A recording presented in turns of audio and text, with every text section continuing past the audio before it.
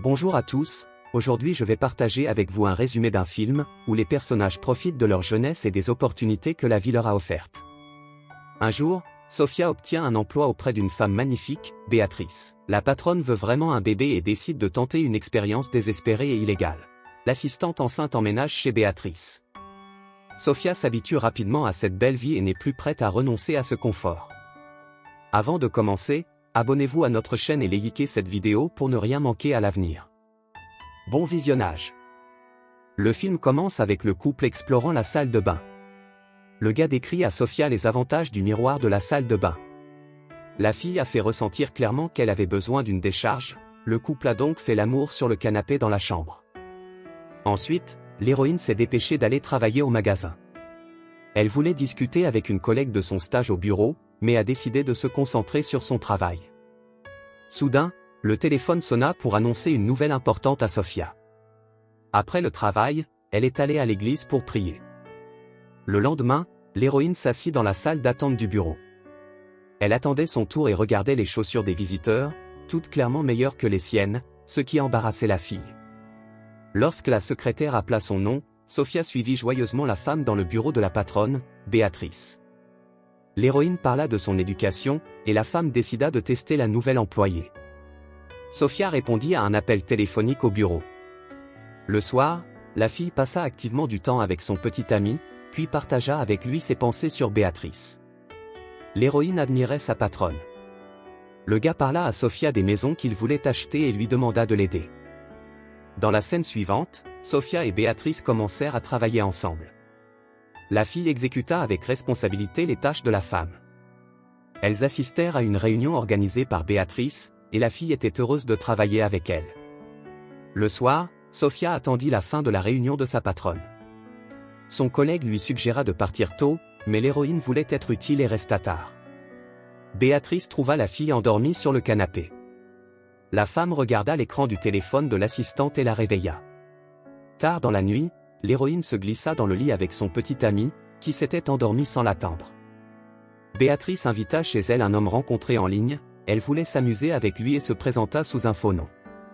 L'inconnu était trop intrusif, gâchant l'humeur de la femme, qui le renvoya. Tôt le matin, Sofia fit un test dans les toilettes.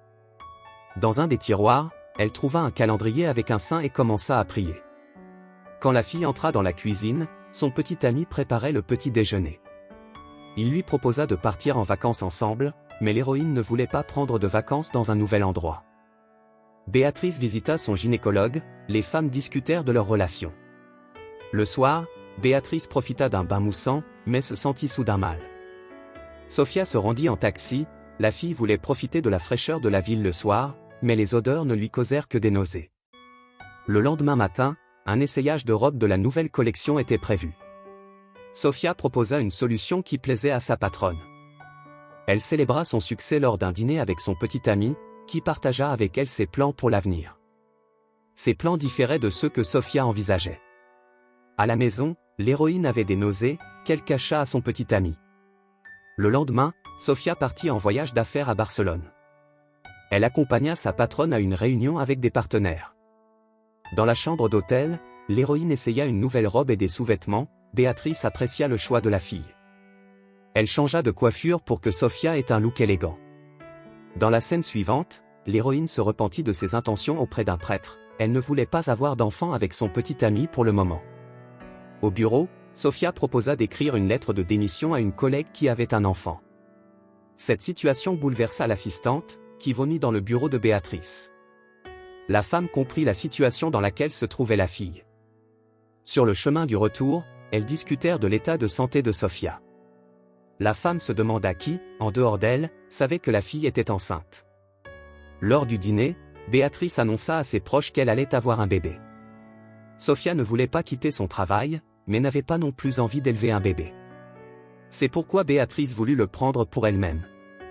Le père a proposé d'adopter le bébé, mais Béatrice veut vivre la grossesse et être avec le bébé dès le début. La famille a soutenu l'idée de la femme. Pendant la nuit, Sofia se réveille à cause d'un appel téléphonique. Béatrice l'informe qu'elles peuvent résoudre le problème de la fille. Elle lui demande de ne pas se précipiter dans sa décision et promet de l'aider. Après un moment, Sofia et sa patronne se rendent à la première échographie. Le médecin explique à la fille l'essence de la procédure. L'héroïne éprouve des sentiments mitigés face à ce qu'elle entend et quitte précipitamment le bureau. Après réflexion, Sofia décide d'abandonner sa décision et de garder le bébé. Béatrice propose à l'héroïne de lui donner l'enfant et de conserver son emploi dans l'entreprise. Le père de la patronne explique à la fille que, d'un point de vue légal, ce n'est pas tout à fait légal, car tout se déroulera dans la clinique de l'ami de Béatrice et l'information sera cachée à tout le monde. L'avocat promet à la fille une compensation financière. Sofia décide de doubler le montant pour éviter les risques. Béatrice propose à la fille d'emménager avec elle afin de réaliser le plan et de ne pas éveiller les soupçons. Les femmes doivent vivre ensemble pendant toute la grossesse de Sofia. L'héroïne sort sur la véranda pour prendre l'air, Béatrice vient lui parler. La patronne est convaincue que la décision de cacher la situation au petit ami de la fille est la meilleure. Les femmes signent le contrat. Sofia attend que Nacho termine de parler avec un client. Le gars l'invitait à monter dans l'appartement. L'héroïne lui dit qu'elle va travailler avec sa patronne à Londres et promet qu'ils se reverront dans 6 mois. Nacho pense que la fille a décidé de le quitter. Pour dissiper ses doutes, Sofia aide son amie à se détendre. Après un moment, l'héroïne et Béatrice sortent de la ville. La femme veut qu'elle vive dans une maison spacieuse, à l'air frais. Le matin, Béatrice donne une liste d'activités que Christine a préparées pour l'héroïne. Sofia prend son petit déjeuner et explore tout. Le soir, Béatrice lui montre la piscine avec jacuzzi. L'héroïne remercie la Vierge Marie pour sa vie. La fille passe un excellent moment dans la maison de sa patronne, tout en se rendant au travail. Un jour, elle voit la femme de ménage, Teddy, monter les escaliers avec les clés. Après avoir fait du sport, Sofia s'assoit pour se reposer sur le canapé, une bibliothèque attire son attention. En s'approchant, la fille remarque une caméra vidéo sur une des étagères. Un tel appareil n'est pas le seul dans la maison, ce qui surprend l'héroïne. Lorsque Béatrice rentre à la maison, Sofia interroge sa patronne sur les appareils. Elle lui demande de retirer les caméras dans la maison. La femme éteint les appareils à la demande de l'héroïne. L'assistante choisit un nouvel apprenti pour Béatrice. La femme n'aimait pas Sofia et est contente que la nouvelle fille ait été transférée à Londres. L'héroïne, cependant, organise une fouille de la maison. Elle a perdu son téléphone. Une des pièces est fermée. Sofia raconte son problème à Teddy. La situation avec les caméras stresse la fille toute la journée. Elle se sent irritée. La nuit, Sofia sent le regard de Béatrice sur elle. La patronne suggère qu'elle s'amuse dans la piscine. Les femmes nagent et profitent de la compagnie l'une de l'autre. Le matin, Sofia continue de chercher son téléphone avec la femme de ménage. Elle s'ennuie de son isolement de la société et décide de poursuivre ses recherches. Au dîner, la fille partage son problème avec sa patronne. Après un moment, Christina fait une échographie à l'héroïne. Béatrice est heureuse de voir son futur enfant. La nuit, la femme sanglote dans sa chambre, submergée par ses émotions. Après avoir promis un nouveau téléphone à l'héroïne, la patronne part pour le bureau.